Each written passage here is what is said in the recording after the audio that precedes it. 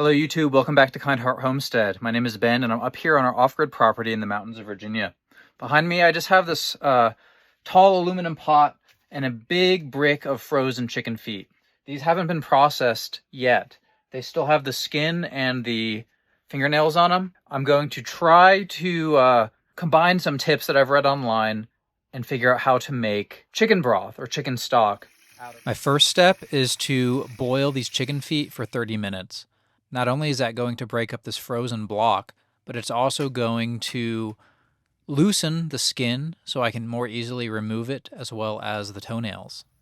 As you can see, this pot's barely big enough to contain the amount of fluid that's in here, but as long as it doesn't boil over, I feel like I'm on the right track.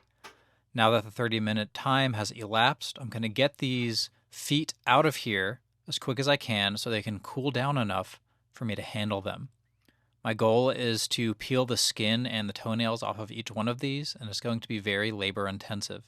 I've actually never done this before, and it seems like I can't get the outer layer off because of the way that we cooked these. So instead, I'm removing all of the skin.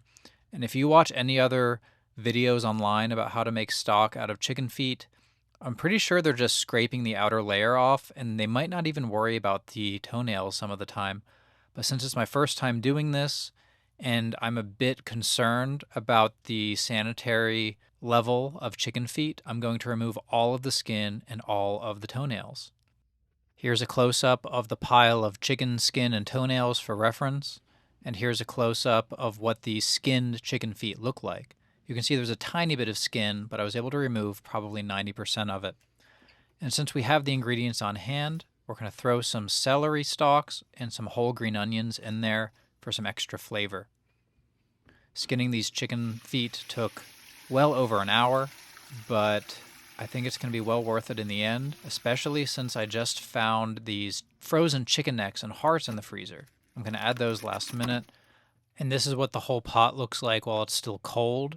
And now we're going to turn on the propane burner for a few hours just to give it a good jump start before we switch to the induction burner. Our goal was to simmer this broth for 24 to 48 hours, and I think we're somewhere in the middle of that.